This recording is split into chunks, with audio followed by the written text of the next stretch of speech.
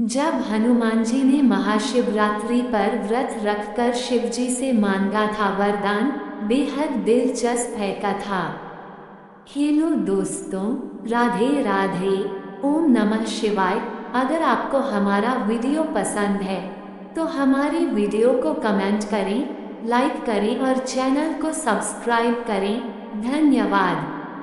महाशिवरात्रि भगवान शिव की उपासना का महापर्व माना गया है। इस साल महाशिवरात्रि का त्योहार 26 फरवरी को मनाया जाएगा।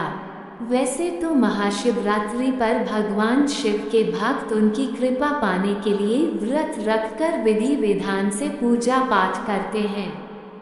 महाशिवरात्रि भगवान शिव की उपासना का महापर्व माना गया है। इस साल महाशिवरात्रि का त्योहार 26 फरवरी को मनाया जाएगा। वैसे तो महाशिवरात्रि पर भगवान शिव के भक्त उनकी कृपा पाने के लिए व्रत रखकर विधि विधान से पूजा पाठ करते हैं। लेकिन क्या आप जानते हैं कि किसी समय हनुमान जी ने भी भगवान शिव से वरदान प्राप्त करने के लिए व्रत रखा था? आइए जानते हैं कि आखिर हनुमान जी ने महाशिवरात्रि व्रत क्यों रखा और इसके परिणाम स्वरूप उन्हें क्या प्राप्त हुआ। हनुमान जी ने क्यों रखा महाशिवरात्रि का व्रत? पौराणिक कथा के अनुसार अपनी भक्ति, समर्पण और प्रेम को व्यक्त करने के लिए एक बार हनुमान जी ने भी महाशिवरात्रि का व्रत करने का संकल्प लिया।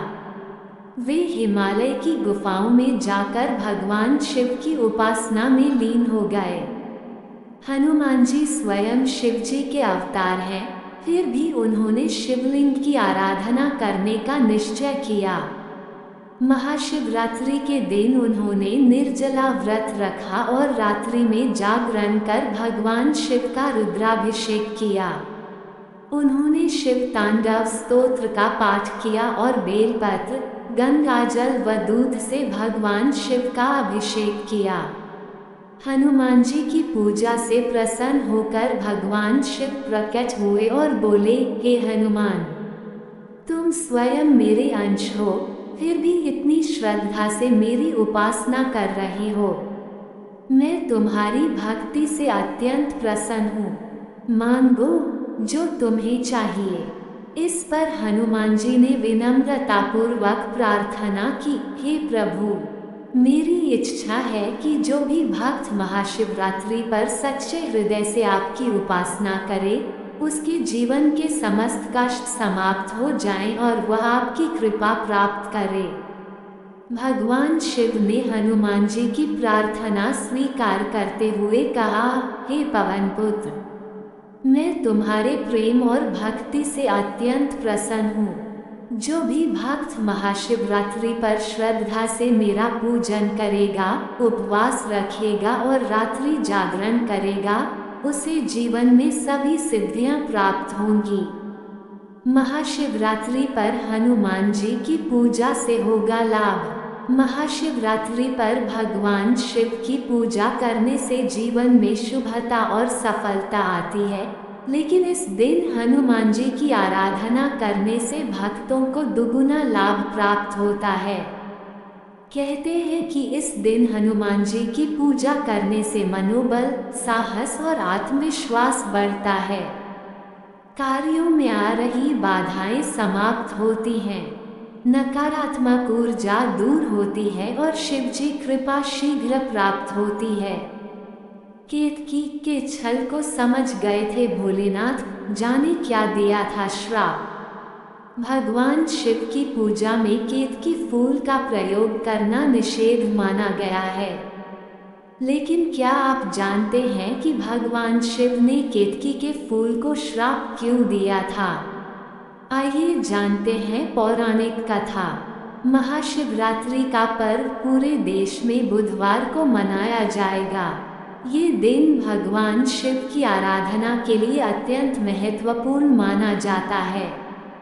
भक्तजन पूरी श्रद्धा और आस्था के साथ शिवलिंग पर जल, दूध, बेलपत्र, धतूरा, भांग और विभिन्न प्रकार के फूल अर्पित करते हैं। धार्मिक मान्यताओं के अनुसार भगवान शिव अपने भक्तों की भक्ति को सहर्ष स्वीकार करते हैं, लेकिन कुछ चीजें ऐसी भी हैं जो शिव पूजन में वर्जित मानी जाती हैं। उन्हीं में से एक है केतकी का फूल, जिसे शिवलिंग पर अर्पित करना निषेध माना जाता है।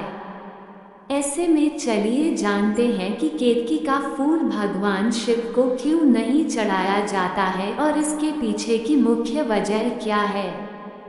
भगवान ब्रह्मा और विष्णु के बीच श्रेष्ठता को लेकर विवाद पौराणिक ग्रंथों में केतकी के फूल से जुड़ी एक पौराणिक कथा है, जिसमें भगवान शिव ने इस फूल को अपने पूजन में निषेध घोषित किया था। शिव पुराण के अनुसार एक समय भगवान विष्णु और भगवान ब्रह्मा के बीच श्रेष्ठता को लेकर विवाद उत्पन्न हो गया। दोनों ही देवता स्वयं को सबसे महान साबित करने में लगे थे। इस विवाद को सुलझाने के लिए भगवान शिव एक विशाल अग्निस्तंभ के रूप में प्रकट हुए, जिसे ज्योतिर्लिंग कहा गया। ये स्तंभ इतना विशाल और दिव्य था कि इसका कोई आदि दिखाई दे रहा था और न ही कोई अंत। भगवान शिव ने ब्रह्मा और विष्णु से कहा कि जो इस ज्योतिर्लिंग का आदि या अंत खोज कर आएगा वही श्रेष्ठ माना जाएगा। ब्रह्मा जी ने नहीं स्वीकारी हार। इस चुनौती को स्वीकार कर भगवान विष्णु वराह रूप धारण कर पृथ्वी के गर्भ में चले गए ताकि ज्योतिर्लिंग का आधार खोज सके, जबकि भगवान ब्रह्मा हंस का रूप धारण कर आकाश की ओर उड़ चले ताकि वे इसका अंत खोज सकें। विष्णु जी ने काफी प्रयास किया, लेकिन उन्हें ज्योतिर्लिंग का आधार नहीं मिला। हार मानकर उन्होंने भगवान शिव के सामने सत्य स्वीकार कर लिया। वहीं ब्रह्मा जी लगातार आकाश में ऊपर उड़ते रहे, लेकिन वे भी ज्योतिर्लिंग का अंत नहीं खोज सके। इसके बावजूद ब्रह्मा जी ने हार स्वीकार करने के बजाय एक कपटपूर्ण उपाय सोचा। उड़ान भरते समय उन्हें केतकी का एक फूल मिला, जो बहुत समय से वहां गिरा हुआ था। ब्रह्मा जी ने केतकी के फूल को अपनी योजना में शामिल कर लिया और उससे कहा कि वह झूठी गवाही दे कि उसने ब्रह्मा को ज्योतिर्लिंग का अंत देख लेते हुए देखा है। केतकी के फूल ने ब्रह्मा जी की बात मान ली और शिव के समक्ष झूठी गवाही दी कि ब्रह्मा जी ने ज्योतिर्लिंग का अंत खोज लिया है। केतकी के छल को समझ गए भगवान शिव। भगवान शिव सर्वज्ञ थे, वे इस छल को तुरंत समझ गए। ब्रह्मा जी के इस छल और केतकी के झूठे समर्थन से शिव अत्यंत क्रोधित हो गए। उन्होंने ब्रह्मा को श्राप दिया कि उनकी कभी भी पूजा नहीं होगी, क्योंकि उन्होंने अहंकार और कपट का सहारा लिया। साथ ही भगवान शिव ने केतकी के फूल को भी श्राप दिया कि अब से यह फूल उनकी पूजा में कभी स्वीकार नहीं किया जाएगा।